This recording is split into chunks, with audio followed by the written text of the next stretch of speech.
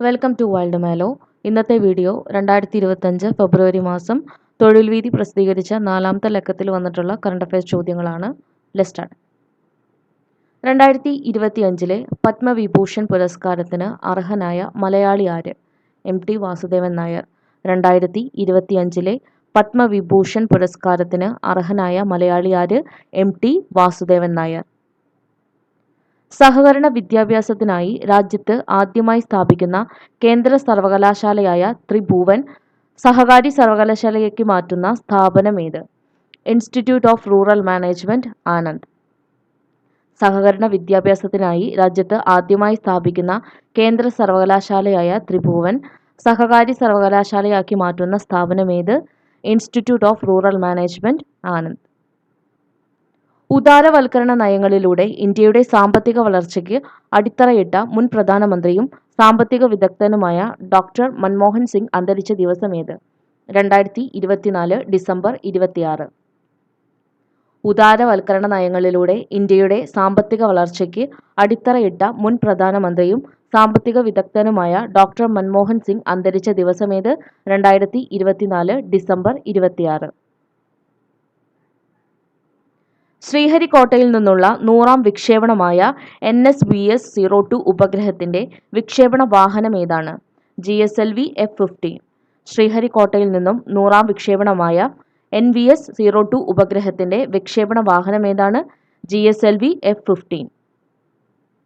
ശ്രീഹരിക്കോട്ടയിലെ Satish Dhawan space സെന്ററിൽ നിന്ന് GSLV F-15 rocket NVS-02 ഗതിനിർണയ ഉപഗ്രഹത്തെ ഭ്രമണപഥത്തിൽ എത്തിച്ചത് എന്നാണ്? 2025 ജനുവരി 29. ശ്രീഹരിക്കോട്ടയിലെ സതീഷ് ധവാൻ സ്പേസ് സെന്ററിൽ നിന്ന് GSLV F-15 റോക്കറ്റ് NVS-02 ഗതിനിർണയ ഉപഗ്രഹത്തെ ഭ്രമണപഥത്തിൽ എത്തിച്ചത് എന്നാണ്? 2025 ജനുവരി 29. ISROയുടെ 11ാമത് ചെയർമാനായി ചുമതലയേറ്റത് ആരാണ്? Doctor V Narayanan. ISROയുടെ 11ാമത് ചെയർമാനായി ചുമതലയേറ്റതാരാണ്? Doctor V Narayanan. ഇന്ത്യയുടെ സ്വന്തം നാവിഗേഷൻ സംവിധാനമായ നാവിക് ശൃംഖലയുടെ ഭാഗമായ NVS-02 കൃത്രിമ ഉപഗ്രഹത്തിന്റെ മിഷൻ ഡയറക്ടറായ മലയാളി തോമസ് കുര്യൻ. ഇന്ത്യയുടെ സ്വന്തം നാവിഗേഷൻ സംവിധാനമായ നാവിക് ശൃംഖലയുടെ ഭാഗമായ NVS-02 കൃത്രിമ ഉപഗ്രഹത്തിന്റെ മിഷൻ ഡയറക്ടറായ മലയാളി തോമസ് കുര്യൻ. നിലവിലെ space centre director A. Rajarajan.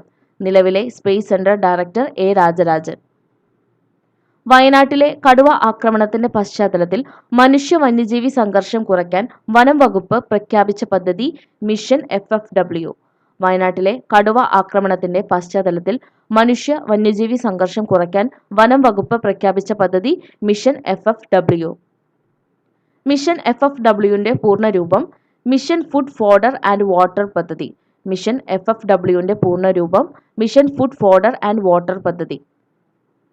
വന്യമൃഗങ്ങൾ ജനവാസ മേഖലകളിലേക്ക് പ്രവേശിക്കുന്നത് തടയാൻ അവയ്ക്ക് കാടിനുള്ളിൽ ഭക്ഷണവും ജലവും ഉറപ്പാക്കുന്ന പദ്ധതി മിഷൻ FFW. വന്യമൃഗങ്ങൾ ജനവാസ മേഖലകളിലേക്ക് പ്രവേശിക്കുന്നത് തടയാൻ അവയ്ക്ക് കാടിനുള്ളിൽ ഭക്ഷണവും ജലവും ഉറപ്പാക്കുന്ന പദ്ധതി മിഷൻ FFW. സംസ്ഥാനത്തെ ആദ്യ വന്യമൃഗ പരിപാലന കേന്ദ്രം സ്ഥാപിച്ചത് എവിടെ? കുപ്പാടി, വയനാട്. സംസ്ഥാനത്തെ ആദ്യ വന്യമൃഗ പരിപാലന കേന്ദ്രം സ്ഥാപിച്ചത് എവിടെ? കുപ്പാടി, വയനാട്. നിലവിലെ സംസ്ഥാന വനം വകുപ്പ് മന്ത്രി AK ശശീന്ദ്രൻ. നിലവിലെ സംസ്ഥാന വനം വകുപ്പ് മന്ത്രി AK ശശീന്ദ്രൻ.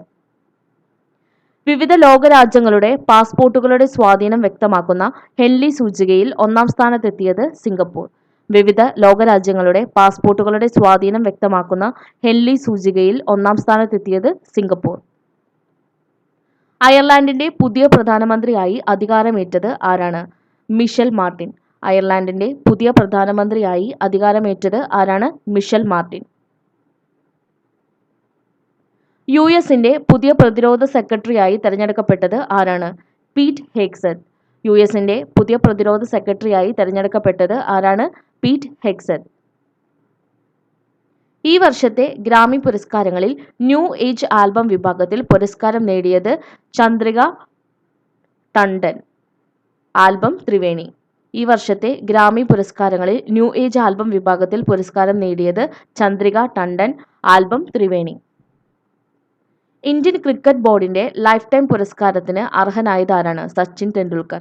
ഇന്ത്യൻ ക്രിക്കറ്റ് ബോർഡിന്റെ ലൈഫ് ടൈം പുരസ്കാരത്തിന് അർഹനായതാരാണ്? സച്ചിൻ ടെണ്ടുൽക്കർ.